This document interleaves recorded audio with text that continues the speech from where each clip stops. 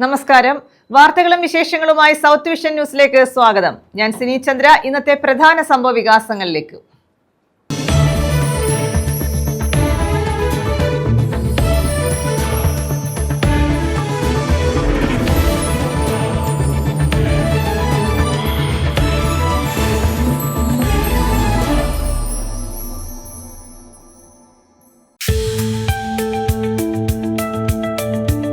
School കെട്ടിടത്തിന് മുകളിൽ വീണ ചെരുപ്പെടുക്കാനിറങ്ങിയ 8ാം class വിദ്യാർത്ഥി വൈദ്യുതാഘാതമേറ്റ് മരിച്ചു. പടിഞ്ഞാറേക്കല്ലട വിളന്തറ മനു ഭവനത്തിൽ മിഥുനാണ് മരിച്ചത്. തേവലക്കര ബോയ്സ് സ്കൂളിലെ വിദ്യാർത്ഥിയാണ്.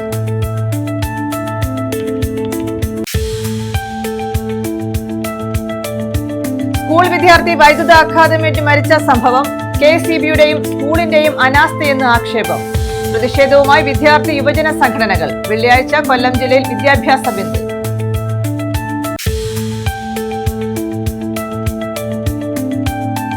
KPCC മുൻ പ്രസിഡന്റ് CV പത്മരാജന് നാടിന്റെ അന്ത്യാഞ്ജലി. ആശുപത്രിയിൽ ചികിത്സയിലിരിക്കെയായിരുന്നു മരണം. കൊല്ലത്തെ വീട്ടിലും അർബൻ ബാങ്കിലും DCC ഓഫീസിലും പൊതുദർശനം.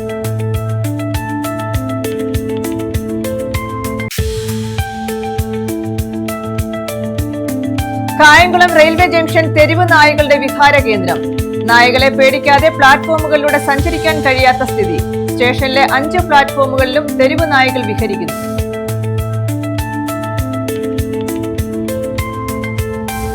വിശദമായ വാർത്തകളിലേക്ക്. സ്കൂൾ കെട്ടിടത്തിന് മുകളിൽ വീണ ചെരുപ്പെടുക്കാനിറങ്ങിയ 8ാം ക്ലാസ് വിദ്യാർത്ഥി വൈദ്യുതാഘാതമേറ്റു മരിച്ചു. വിളന്തറ മനു ഭവനത്തിൽ മിഥുനാണ് മരിച്ചത്. തേവലക്കര ബോയ്സ് സ്കൂളിലെ വിദ്യാർത്ഥിയാണ്. കൊല്ലം തേവലക്കര ബോയ്സ് സ്കൂളിലെ 8ാം ക്ലാസ് വിദ്യാർത്ഥി മിഥുൻ രാവിലെ 9:15 സ്കൂൾ കെട്ടിടത്തിന് മുകളിൽ വെച്ച് വൈദ്യുതാഘാതമേറ്റു മരിച്ചത്. കുട്ടികളൊക്കെ സ്കൂളിൽ എത്തിത്തുടങ്ങുന്ന സമയം. സാധാരണ രീതിയിൽ സുഹൃത്തുക്കൾക്കൊപ്പം കളിക്കുകയായിരുന്നു മിഥുനും. പരസ്പരം ചെരുപ്പെറിഞ്ഞുള്ള കളിയിൽ പെട്ടെന്ന് മിഥുൻ്റെ ചെരുപ്പ് തൊട്ടടുത്തുള്ള സൈക്കിൾ ഷെഡിന് മുകളിലേക്ക് പതിക്കുകയായിരുന്നു. ഇത് എടുക്കാനുള്ള ശ്രമത്തിനിടെയാണ് മിഥുന് വൈദ്യുതാഘാതമേറ്റത്. കൂടെയുള്ള സുഹൃത്തുക്കൾ കയറല്ലേ എന്ന് വിലക്കിയതാണ്. എന്നിട്ടും പലകയുടെ ഇടയിലൂടെ സൈക്കിൾ ഷെഡിന് മുകളിലേക്ക് അവൻ ചാടിക്കയറുകയായിരുന്നുവെന്ന് ദൃക്സാക്ഷി പറഞ്ഞു. ഷീറ്റിന് മുകളിൽ 3 ഫേസ് ലൈനിലേക്കാണ് മിഥുൻ വീണത്. ഉടൻ തന്നെ ഇത് കണ്ട് വിദ്യാർത്ഥികളും അധ്യാപകരും ഓടിപ്പോയി ട്രാൻസ്ഫോർമർ ഓഫ് ചെയ്തു. കുട്ടിയെ മേൽക്കൂരയിൽ നിന്ന് താഴെയിറക്കി ശാസ്താംകോട്ട ആശുപത്രിയിലേക്ക് എത്തിച്ചെങ്കിലും രക്ഷിക്കാനായില്ല. മിഥുൻ ഷോക്കേറ്റ് മരിച്ച സംഭവം വിദ്യാഭ്യാസ വൈദ്യുതി വകുപ്പുകളുടെ മാപ്പർഹിക്കാത്ത അനാസ്ഥയാണെന്ന് ആരോപിച്ച് കൊല്ലം ജില്ലയിൽ വെള്ളിയാഴ്ച ABVP വിദ്യാഭ്യാസ ബന്ദിന് ആഹ്വാനം ചെയ്തു. News bureau, Sasthamcotta. Thevalakkara boys ഹൈസ്കൂളിൽ ഷോക്കേറ്റ് മരിച്ച 8ാം ക്ലാസ് വിദ്യാർത്ഥിക്ക് പാരിപ്പള്ളി മെഡിക്കൽ കോളേജിലെത്തി മന്ത്രിമാരായ KN ബാലഗോപാലും V ശിവൻകുട്ടിയും അന്തിമോപചാരം അർപ്പിച്ചു.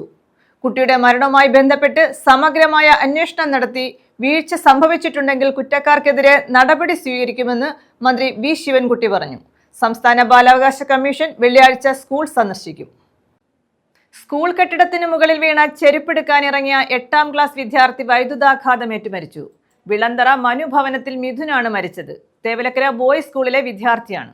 തേവലക്കര ഹൈസ്കൂളിൽ വ്യാഴാഴ്ച രാവിലെയായിരുന്നു സംഭവം.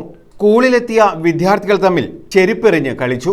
ഇതിനിടെ ഒരു വിദ്യാർത്ഥിയുടെ ചെരുപ്പ് സ്കൂളിലെ ഷീറ്റ് മേഞ്ഞ ചായ്പിന് മുകളിൽ വീണു. ഇതെടുക്കാനായി കയറിയ വിദ്യാർത്ഥിയാണ് വൈദ്യുതാഘാതമേറ്റ് മരിച്ചത്. തേവലക്കര ബോയ്സ് സ്കൂളിലെ 8ാം ക്ലാസ് വിദ്യാർത്ഥി പടിഞ്ഞാറേക്കല്ലട വിളന്തറ മനു ഭവനത്തിൽ മിഥുനാണ് മരിച്ചത്.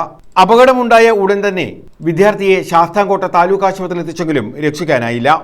News bureau, Sasthamkotta. സ്കൂൾ കെട്ടിടത്തിന് മുകളിൽ വീണ ചെരുപ്പെടുക്കാനിറങ്ങിയ 8ാം ക്ലാസ് വിദ്യാർത്ഥി വൈദ്യുതാഘാതമേറ്റ് മരിച്ച സംഭവത്തിൽ വ്യാപക പ്രതിഷേധം. KSU, SFI, ABVP പ്രവർത്തകർ പ്രതിഷേധവുമായി രംഗത്തെത്തി.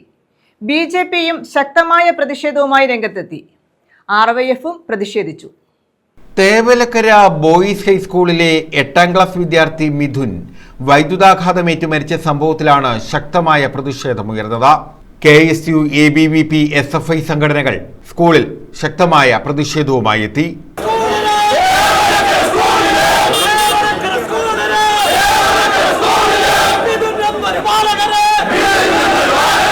BJP പ്രവർത്തകരും സംഭവത്തിൽ പ്രതിഷേധിച്ചു.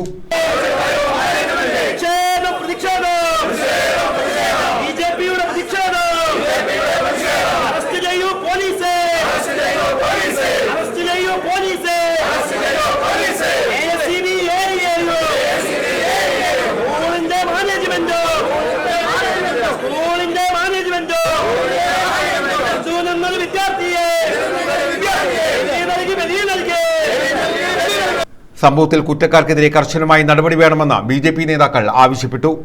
5ാം ക്ലാസ് മുതൽ 10ാം ക്ലാസ് വരെ ഞാൻ 80 വിദ്യാർത്ഥിയാണ്. അന്നത്തെ ഞാൻ ആ പഠിച്ച കാലഘട്ടത്തിൽ ആ സ്കൂൾ അതേപോലെ നിൽക്കുകയാണ് ചെയ്യുന്നത്. സ്കൂളിന്റെ മതിലിന്റെ മുകളിൽ കൂടി അല്ലെങ്കിൽ സ്കൂൾ ബിൽഡിംഗിന്റെ മുകളിൽ കൂടി ഒരു കാരണവശാലും ട്രെയിൻ വലിക്കാൻ പറ്റില്ലെന്നാണ് ഇവര് കുറെ കാലമായിട്ട് ചെയ്യുന്നതാണ്. ഇവിടെ സ്കൂളിന്റെ യാതൊരു സുരക്ഷയും ഇവർക്കില്ല. ഇവർക്ക് എങ്ങനെയും പണം വാങ്ങിക്കുക, ഇവിടെ കീസ് ഉറപ്പിക്കുക എന്ന ലക്ഷ്യം മാത്രമേ ഉള്ളൂ. വിദ്യാർത്ഥികളുടെ ഉന്നമനത്തിന് വേണ്ടി യാതൊരു പ്രവർത്തനം ചെയ്യാത്ത ഈ സ്കൂൾ മാനേജ്മെന്റിനെതിരെ കൊലക്കുറ്റത്തിന്റെ കേസെടുക്കണമെന്ന് ഞങ്ങൾക്ക് പറയാനുള്ളത്. കേസെടുക്കണം, അല്ലാത്ത പക്ഷം ശക്തമായിട്ടുള്ള സമരം BJP അങ്ങനെ പരാതി കൊടുക്കണം. ഇതിനകത്ത് ഞങ്ങൾക്ക് പരാതിയുണ്ട്, ഇവിടുത്തെ ജനങ്ങൾക്ക് പൊതുജനങ്ങൾക്ക് പരാതിയുണ്ട്, ഇവിടുത്തെ മാധ്യമങ്ങൾക്കും പരാതിയുണ്ട്. ഇതിന് സ്വമോട്ടെ പോലീസ് കേസെടുക്കുക എന്ന് മാത്രമേ ഉള്ളൂ. അല്ലാതെ ഇതിനകത്ത് ആരുടെ പരാതിയുടെ ആവശ്യമില്ല.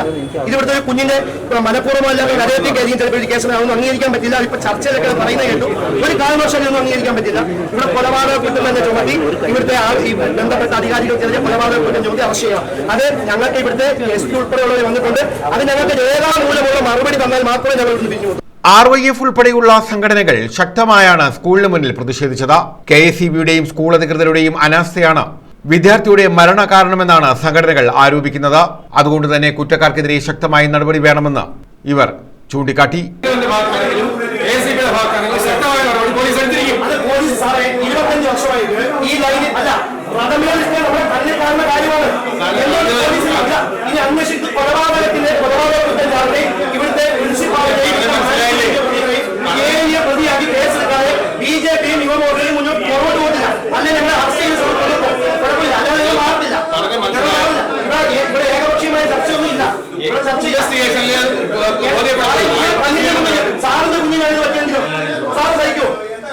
News bureau, Sasthamkotta.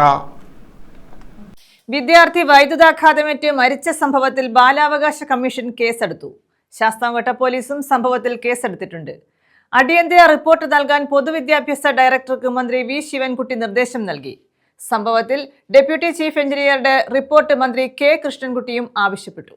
ഞാൻ ടീച്ചറും കൂടെ നടന്നു വരുമ്പോഴാണ് കണ്ടത്. അങ്ങനെ ഷോക്ക് അടിച്ച നിലയിലാണ് കണ്ടത്.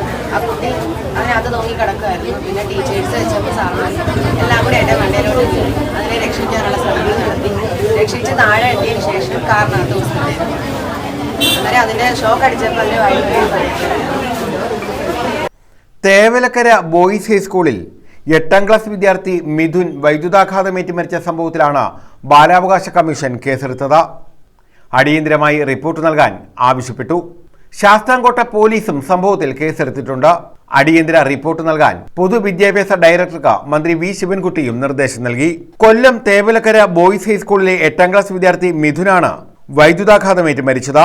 കളിക്കുന്നതിനിടെ സ്കൂൾ കെട്ടിടത്തിന് മുകളിൽ വീണ ചെരുപ്പെടുക്കാൻ കയറിയപ്പോഴായിരുന്നു അപകടം.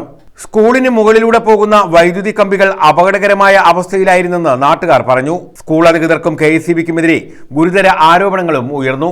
ഇന്ന് രാവിലെ സ്കൂൾ തുറക്കുന്നതിന് മുമ്പ് സുഹൃത്തുക്കളോടൊപ്പം കളിക്കുകയായിരുന്ന പടിഞ്ഞാറേക്കലയുടെ പഞ്ചായത്തിൽ വിളന്തറ മനുവിൻ്റെ മകൻ കേവലം 13 വയസ്സ് മാത്രമുള്ള വിപിൻ 8ാം ക്ലാസ് വിദ്യാർത്ഥിയാണ് തേവലക്കര ബോയ്സ് ഹൈസ്കൂൾ ഷോക്കേറ്റ് മരണപ്പെട്ടത്. സത്യത്തിൽ ഇതൊരു ഗുരുതരമായ കൃത്യവിലോപവും അലംഭാവവുമാണ്, കടുത്ത അനാസ്ഥയാണ് എന്ന് പറയാതിരിക്കാൻ കഴിയില്ല. കാരണം കഴിഞ്ഞ എത്രയോ കാലങ്ങളായി ഇലക്ട്രിസിറ്റി ബോർഡിൽ Thevalakkara boys high school management request കൊടുത്തിരുന്നു എന്നാണ് അവകാശപ്പെടുന്നത്. എങ്കിലും മെയ് 31 കഴിഞ്ഞ പ്രിൻസിപ്പൽ റിട്ടയർ ചെയ്യുന്നതിന് മുമ്പാണ് അപേക്ഷ കൊടുത്തിരുന്നത്. തേവലക്കര ബോയ്സ് ഹൈസ്കൂൾ ഇതൊന്നും ചെയ്തിട്ടില്ല. അവർ വെള്ള പേപ്പറിൽ അപേക്ഷ മാത്രമാണ് കൊടുത്തിരുന്നത്. നമുക്കറിയാം, ഈ ദൃശ്യങ്ങളിൽ വ്യക്തമാണ് അത്രത്തോളം താഴ്ന്നാണ് ഈ ഇലക്ട്രിക് ലൈനുകൾ 4 പാസ് ചെയ്യുന്നത്.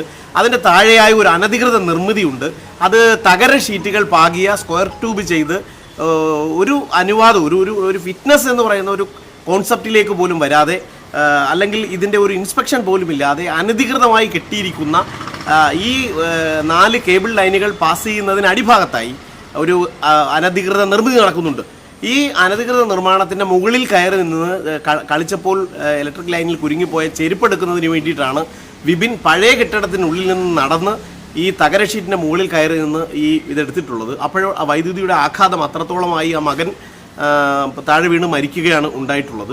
സത്യത്തിൽ ഇതൊരു കടുത്ത അനാസ്ഥയും അലംഭാവമാണെന്ന് പറയാൻ കാരണം, കൊല്ലം ജില്ലയിലെ ഉന്നത വിദ്യാഭ്യാസ ഓഫീസർമാരോട് ആവശ്യമായ ക്രമീകരണങ്ങൾ ഏർപ്പെടുത്താൻ മന്ത്രി V. ശിവൻകുട്ടി നിർദ്ദേശിച്ചിട്ടുണ്ട്. ഒപ്പം അടിയന്തരമായി റിപ്പോർട്ട് നൽകാൻ പൊതുവിദ്യാഭ്യാസ ഡയറക്ടർക്കും മന്ത്രി നിർദ്ദേശം നൽകി. News bureau, Sasthamkotta. അച്ഛനൊപ്പം സ്കൂട്ടറിൽ സ്കൂളിലേക്കുള്ള മിഥുന്റെ യാത്ര അവസാന യാത്രയാകുമെന്ന് ആരും കരുതി കാണില്ല. സാധാരണ സ്കൂൾ ബസ്സിൽ പോകാറുള്ള മിഥുനെ അച്ഛൻ മനു ആണ് വ്യാഴാഴ്ച രാവിലെ സ്കൂളിലേക്ക് സ്കൂട്ടറിൽ കൊണ്ടുപോയത്. അമ്മ സുജ വിദേശത്ത് ഹോം നേഴ്സാണ്. അച്ഛനൊപ്പം സ്കൂട്ടറിൽ സ്കൂളിലേക്കുള്ള യാത്ര അവസാനത്തെ യാത്രയാകുമെന്ന് ഒരുപക്ഷെ മിഥുനും അച്ഛൻ മനുവും കരുതി കാണില്ല. സാധാരണ സ്കൂൾ ബസ്സിലാണ് മിഥുൻ സ്കൂളിൽ പോകുന്നത്. എന്നാൽ വ്യാഴാഴ്ച രാവിലെ അച്ഛൻ മനുവാണ് മിഥുനെ സ്കൂട്ടറിൽ സ്കൂളിൽ എത്തിച്ചത്. അമ്മ സുജ വിദേശത്ത് ഹോം നേഴ്സാണ്. വിദേശത്തേക്ക് പോയിട്ട് 3 മാസമേ ആയുള്ളൂ. സുജ രാവിലെ ഫോണിൽ വിളിച്ച് മനുവിനോടും മിഥുനോടും സംസാരിച്ചിരുന്നു. അപകടം നടന്നയുടൻ വിവരമറിഞ്ഞത് പഞ്ചായത്ത് അംഗം ശിവരാജനാണ്. ഇദ്ദേഹം മനുവിനൊപ്പം ആശുപത്രിയിലെത്തിയപ്പോഴേക്കും മിഥുന്റെ മരണം സംഭവിച്ചിരുന്നു. കുവൈറ്റിൽ സുജ ജോലി ചെയ്യുന്ന കുടുംബം തുർക്കിയിലേക്ക് യാത്ര പോയിരിക്കുകയാണ്. സുജയും ഒപ്പമുള്ളതിനാൽ സുജയുടെ ഫോണിൽ കുടുംബത്തിന് ബന്ധപ്പെടാൻ കഴിഞ്ഞിട്ടില്ല. മനുവിന് കൂലിപ്പണിയാണ്. സാമ്പത്തികമായി താഴെത്തട്ടിലുള്ള കുടുംബമാണ്. പുതിയ വീട് നിർമ്മിക്കാൻ ലൈഫ് പദ്ധതിയിൽ പേര് ചേർത്തിട്ടുണ്ട്. ഇതിന്റെ അനുമതി ലഭിച്ചിട്ടില്ല.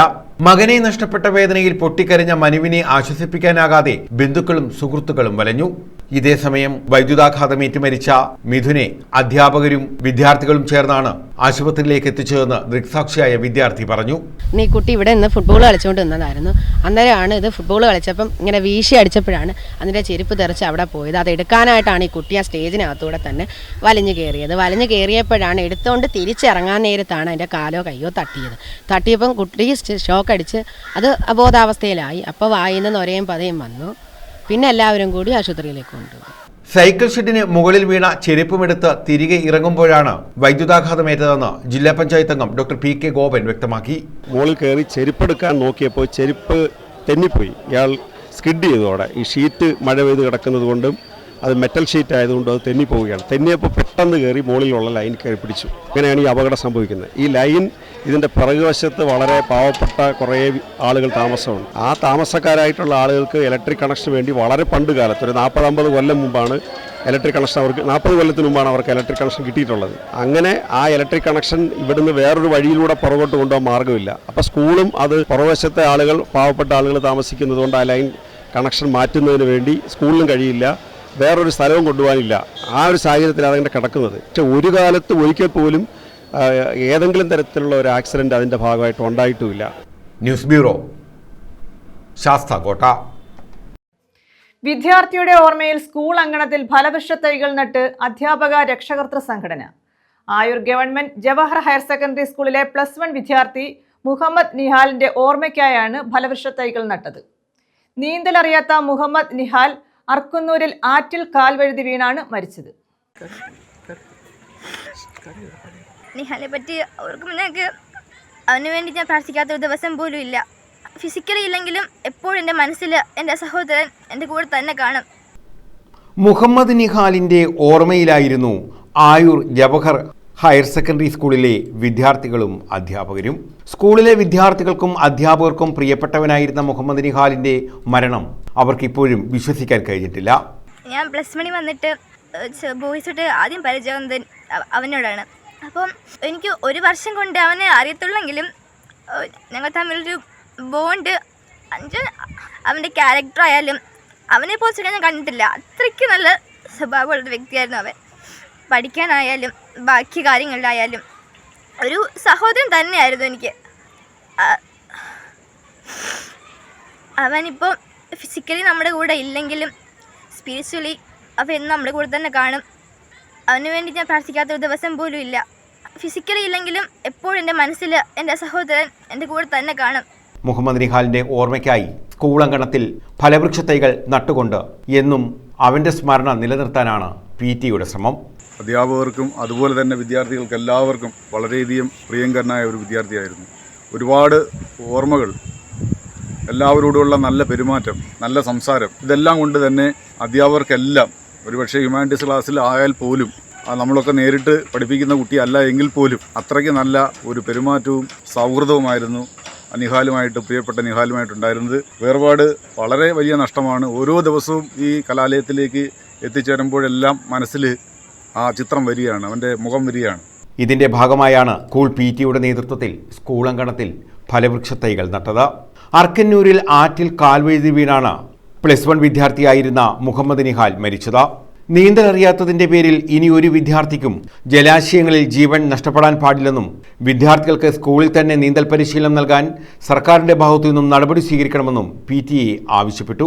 സ്കൂൾ അങ്കണത്തിൽ നടന്ന ചടങ്ങിൽ PTA, NSS വോളണ്ടിയർമാർ, അധ്യാപകർ എന്നിവർ ഫലവൃക്ഷത്തൈകൾ നടുന്നതിന് നേതൃത്വം നൽകി.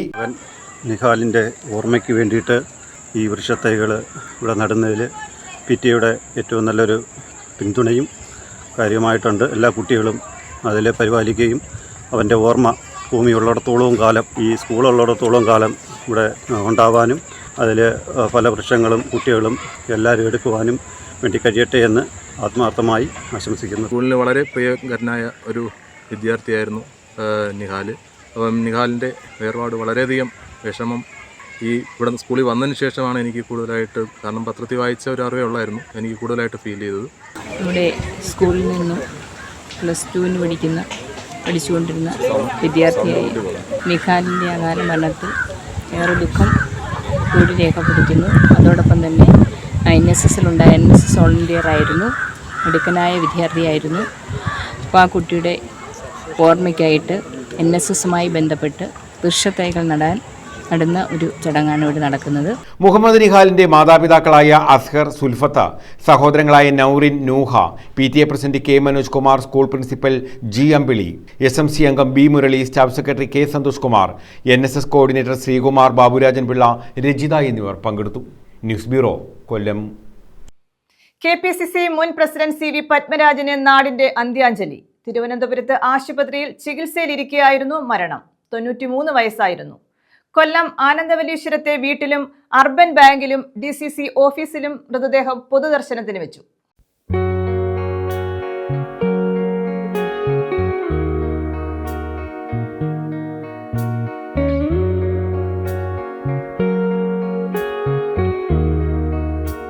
മുതിർന്ന കോൺഗ്രസ് നേതാവും മുൻ മന്ത്രിയുമായിരുന്ന CV പത്മരാജന് നാട് അന്ത്യാഞ്ജലി അർപ്പിച്ചു.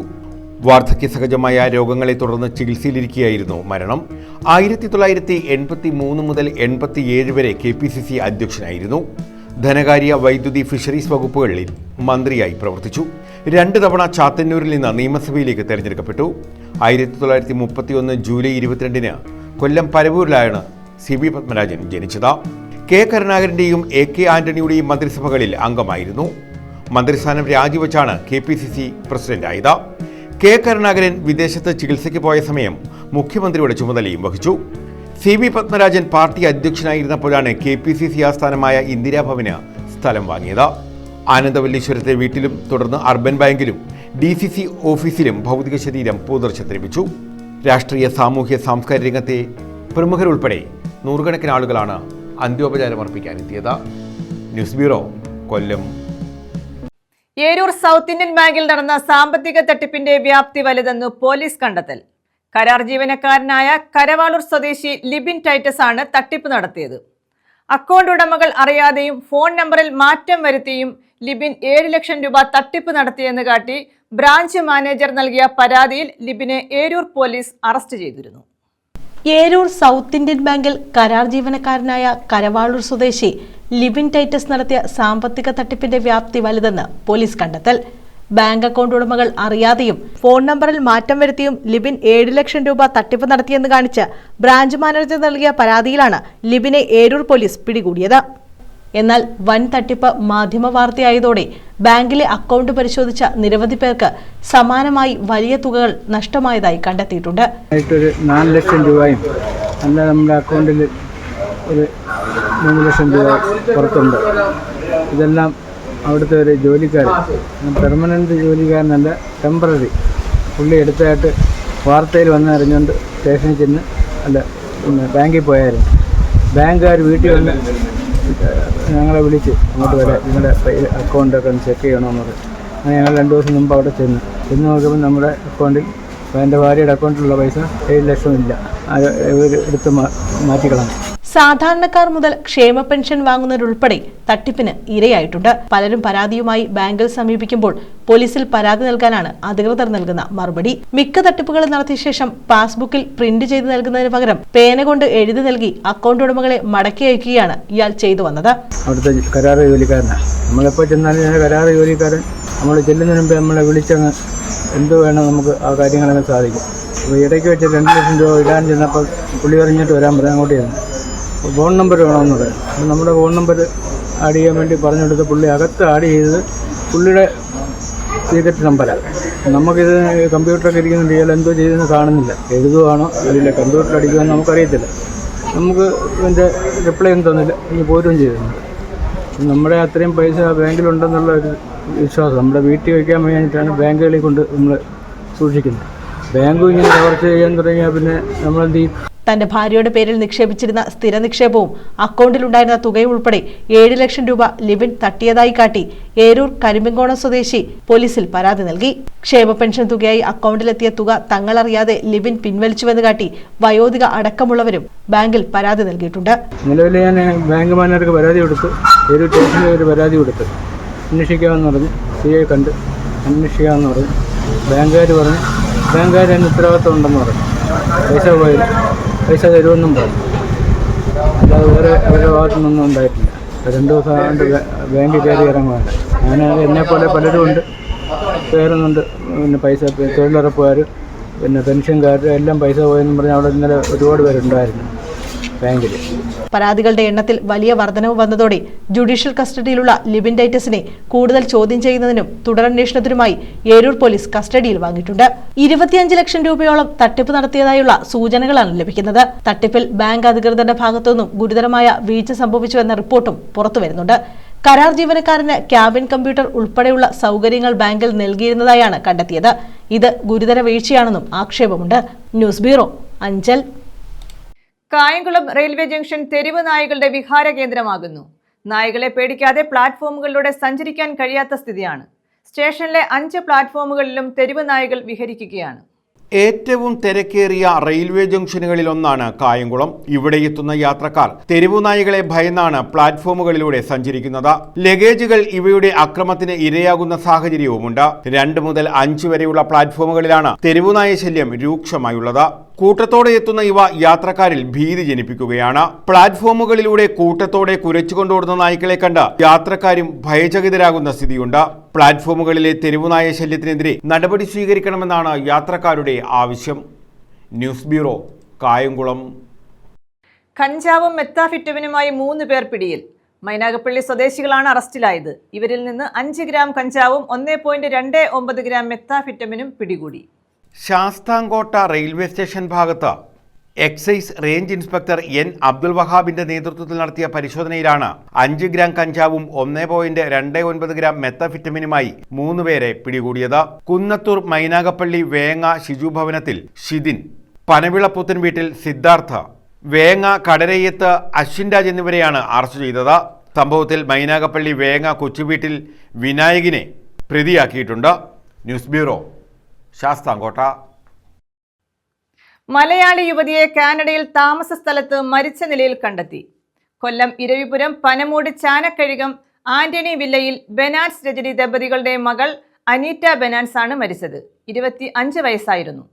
ബിസിനസ് മാനേജ്മെന്റിൽ ബിരുദാനന്തര ബിരുദം നേടിയ ശേഷം കാനഡയിൽ ബാങ്കിൽ ജോലി ചെയ്യുകയായിരുന്നു അനീറ്റ. ഒപ്പം താമസിക്കുന്നവരാണ് ടൊറന്റോയിലെ താമസ സ്ഥലത്തെ ശുചിമുറിയിൽ മൃതദേഹം കണ്ടത്. കാഞ്ഞാവള്ളി ഗോപാലകൃഷ്ണൻ നായരുടെ ദശാവതാര കഥാചരിതം ജൂലൈ 20 പ്രകാശനം ചെയ്യും. ചടങ്ങിൽ ആദരവും സംഘടിപ്പിക്കും. ഉച്ചകഴിഞ്ഞ് 3 കൊല്ലം പ്രസ് ക്ലബിലാണ് പ്രകാശന ചടങ്ങ് നടക്കുന്നതെന്ന് ബന്ധപ്പെട്ടവർ അറിയിച്ചു. കാഞ്ഞാവള്ളി ഗോപാലകൃഷ്ണൻ നായരുടെ ദശാവതാര കഥാചരിതം എന്ന പുസ്തകമാണ് പ്രകാശനം ചെയ്യുന്നത്. ജൂലൈ 20 ഉച്ചകഴിഞ്ഞ് 3 കൊല്ലം പ്രസ് ക്ലബിലാണ് പ്രകാശന ചടങ്ങ് നടക്കുന്നതെന്ന് ബന്ധപ്പെട്ടവർ അറിയിച്ചു. ഗോപാലകൃഷ്ണൻ നായർ എഴുതിയ മഹാകാവ്യം ദശാവതാര കഥാചരിതം ഏറെ ഇപ്പോൾ അന്വേഷിച്ചപ്പോൾ ഇപ്പോൾ ഈ കാവ്യം ശ്രീ കാഞ്ഞാവള്ളിയാണ് ഇന്ന് ജീവിച്ചിരിക്കുന്നവരിൽ ഒരു മഹാകവി എന്ന് വരും ഇത് പ്രസിദ്ധീകൃതമാകുമ്പോൾ. ഇതുവരെയുള്ള മഹാകവികളുടെ ഒരു പട്ടികയൊക്കെ ആ പത്രക്കുറിപ്പിൽ എഴുതിയിട്ടുണ്ട്. അത് സാഹിത്യ അക്കാദമി പ്രസിദ്ധീകരിച്ചതാണ്. ഇപ്പോൾ കൊല്ലത്ത് നിന്ന് പുതിയൊരു മഹാകവി പിറവിയെടുക്കുകയാണ്. അപ്പോൾ അതിൽ പുസ്തക പ്രകാശനം ഈ വരുന്ന 20-ാം തീയതി നമ്മുടെ പ്രസ് ക്ലബിൽ വെച്ച് നടത്തുകയാണ്. അപ്പോൾ പത്രങ്ങൾ മാധ്യമങ്ങളിലൂടെ ഇതിൻ്റെ ഒരു പ്രചരണം ഉദ്ദേശിച്ചാണ്. അർഹിക്കുന്ന ഗൗരവത്തോടെയും അർഹിക്കുന്ന പ്രാധാന്യത്തോടെയും ഈ വാർത്ത പ്രസിദ്ധീകരിക്കണമെന്നാണ് ആദ്യമേ അഭ്യർത്ഥിക്കാനുള്ളത്. ഈ പുസ്തകം പ്രസിദ്ധീകരിച്ചിരിക്കുന്നത് സ്ഥിതി പബ്ലിക്കേഷൻസ് ആണ്. വൃത്താലങ്കാര പ്രാസാദി ഗുണങ്ങൾ അറിഞ്ഞ് കാവ്യദോഷങ്ങളെല്ലാം അകറ്റി അക്ഷരശുദ്ധിയോടെ രചിച്ച മഹാകാവ്യമാണ് ദശാവതാര കഥാചരിതം. 15ലധികം പുരസ്കാരങ്ങൾ നേടിയിട്ടുള്ള കാഞ്ഞാവെളി ഗോപാലകൃഷ്ണൻ നായരുടെ ഏറ്റവും ശ്രദ്ധേയമായ ഈ കൃതി മഹാകാവ്യമായി മാറുകയാണെന്ന് വാർത്താസമ്മേളനത്തിൽ പങ്കെടുത്തവർ പറഞ്ഞു. പ്രകാശന ചടങ്ങിനോടനുബന്ധിച്ച് Krishnakumar Marithadi, justice Jain Martin, Unni Puthoor, Mary Cherian, Febin Robert, Abiya Shafeena, Sabu Benedict, Jose Motha, Sheeba M John, Uma Sandra, R Anagha, Kiran Christopher, Deepika Raghunatha, Vayalvarathu Shaji Thankachan, Jose Kadavoor, Seetha Vikraman എന്നിവരെ ആദരിക്കുമെന്ന് Kanjavely Gopalakrishnan Nair, V T Kurippuzha, V V Jose Kallada, Sivarajan Kovilarikam, Jose Kadavoor എന്നിവർ അറിയിച്ചു. News bureau, Kollam. പ്രധാന വാർത്തകൾ വീണ്ടും. സ്കൂൾ കെട്ടിടത്തിന് മുകളിൽ വീണ ചെരുപ്പെടുക്കാനിറങ്ങിയ 8ാം ക്ലാസ് വിദ്യാർത്ഥി വൈദ്യുതാഘാതമേറ്റ് മരിച്ചു. പടിഞ്ഞാറേക്കല്ലട വിളന്തറ മനു ഭവനത്തിൽ മിഥുനാണ് മരിച്ചത്. തേവലക്കര ബോയ്സ് സ്കൂളിലെ വിദ്യാർത്ഥിയാണ്.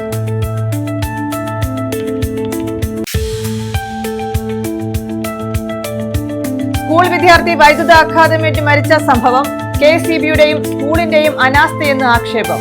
പ്രതിഷേധവുമായി വിദ്യാർത്ഥി യുവജന സംഘടനകൾ. വെള്ളിയാഴ്ച കൊല്ലം ജില്ലയിൽ വിദ്യാഭ്യാസ ബന്ദ്.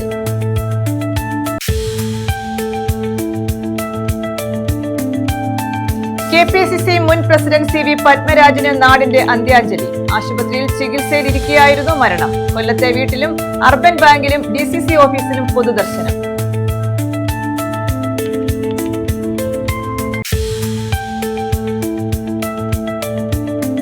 കായംകുളം റെയിൽവേ ജംഗ്ഷൻ തെരുവ് നായകളുടെ വിഹാര കേന്ദ്രം.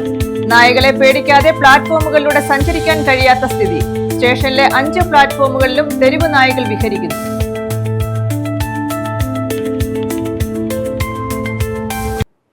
ഈ വാർത്താ ബുള്ളറ്റിൻ പൂർണ്ണമാകുന്നു. നമസ്കാരം.